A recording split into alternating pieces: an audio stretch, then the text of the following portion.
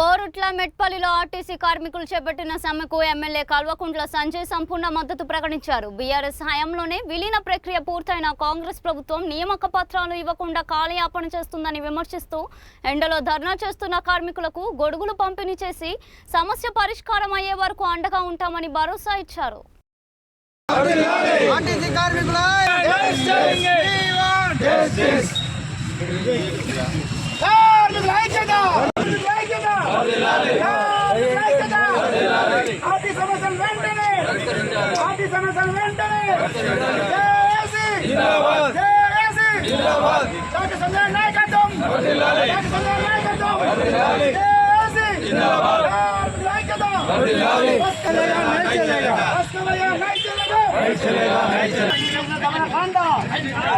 ప్రభుత్వ దమనకాండ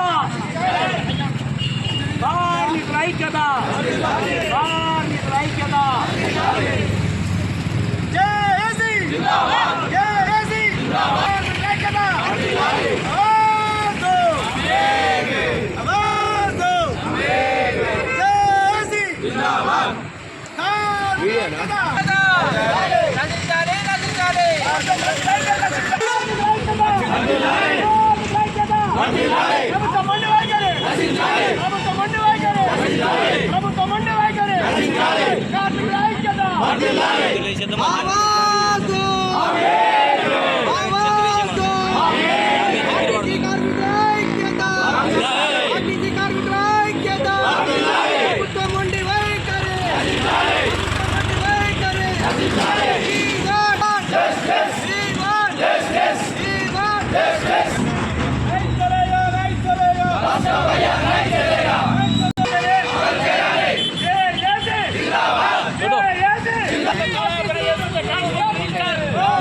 అబద్ధం మాటలతో కాలయాపన చేస్తున్న ట్రాన్స్పోర్ట్ మినిస్టర్ అబద్ధం మాటలతో కాలయాపన చేస్తున్న ట్రాన్స్పోర్ట్ మినిస్టర్ అబద్ధం మాటలతో కార్మికుల మోసం చేసిన సీఎం కార్మికుల ఐక్యత ట్రాన్స్పోర్ట్ మినిస్టర్ కార్మికులు తెలియజేస్తున్న ఈ నిరసనకు ఈ దీక్షకు టీఆర్ఎస్ పార్టీ వైపు నుండి మా సంపూర్ణ మద్దతు తెలియజేస్తాం. ఆ రోజు బీఆర్ఎస్ గవర్నమెంట్ ఉన్నప్పుడు అసెంబ్లీ సాక్షిగా అందరు ఆర్టీసీ కార్మికుల్ని ప్రభుత్వంలో విలీనం చేసుకోవాలని జీవో ఇచ్చి గెజెట్ నోటిఫికేషన్ ఇచ్చి కేవలం ఈ ప్రభుత్వం చేయాల్సిందల్లా అపాయింట్మెంట్ డేట్ ఇవ్వడము 2.5 సంవత్సరాలు గడిచిపోయింది. ఆ రోజు పెద్ద పెద్ద మాటలు మాట్లాడింది.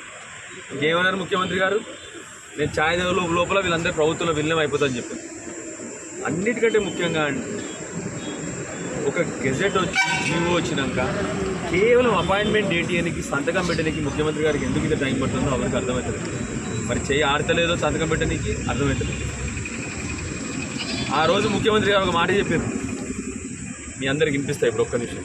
ముఖ్యమంత్రి గారు ఆ రోజు ఒక వ్యాట్ తగ్గిస్తే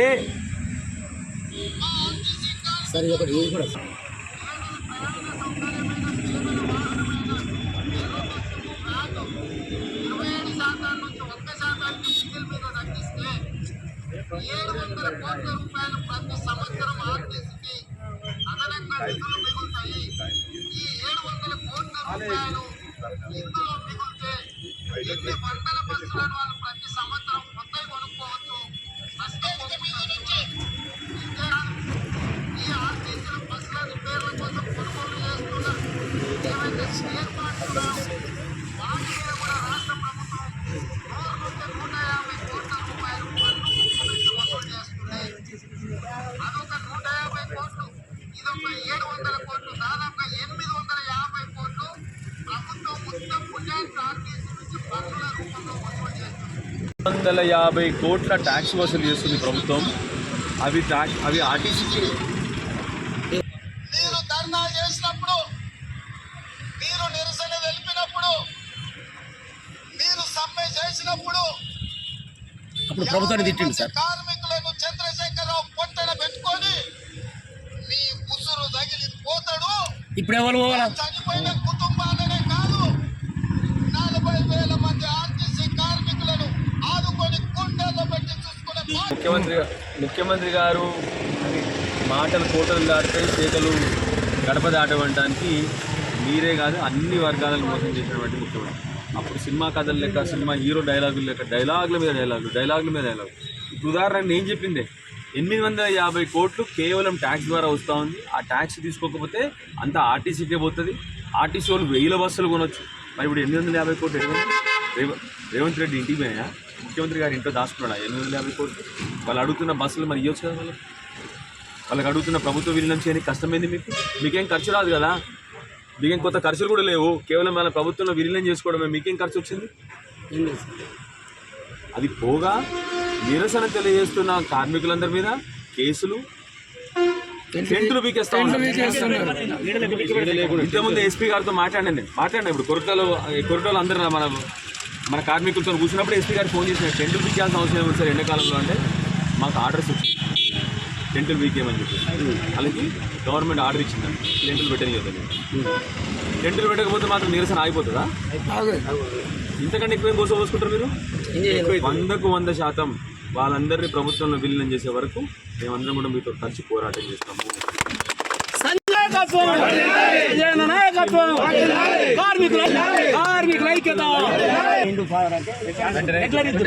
ఇప్పుడు సార్ 2 years కారుణ్య పథకం ఉంటుంది.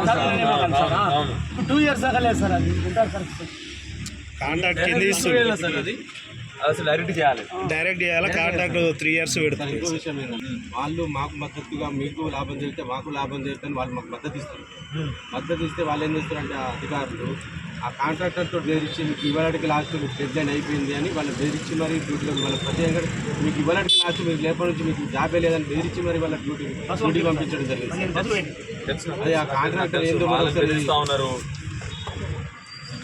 టెంట్ హౌస్ వాళ్ళకి క్లియర్ గా చెప్పారంట ఒక టెంట్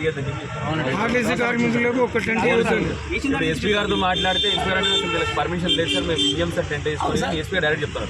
నేనే రిక్వెస్ట్ చేస్తున్నాం మీతో అంటే అఫీషియల్ గా మీరు లెటర్ రాసి ఇవ్వండి వాళ్ళు డిఎస్పీకి ఇవ్వండి, అక్నాలజ్మెంట్ తీసుకొని ఇవ్వండి. ఎస్ అంటే ఎస్, నో అంటే నో అంటే ఆ కాగితం ముక్క నాకు ఏది డైరెక్ట్ కోర్టుకు పోతాం. మీరు ఇప్పుడే దొరకలో కూడా చెప్పిన నేను ఎందుకంటే నిరసన తెలిపే హక్కు కార్మికులుగా.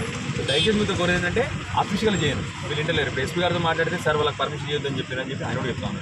సో ఎస్పీ గారితో మాట్లాడినప్పుడు పర్మిషన్ అన్నప్పుడు మనం ఏం చేద్దాం నెక్స్ట్ కోర్టు అఫీషియల్ లెటర్ తీసుకొని నాకు ఏంది 100% మనం కోర్టుకు పోయి మీ అందరి కోసం తప్పకుండా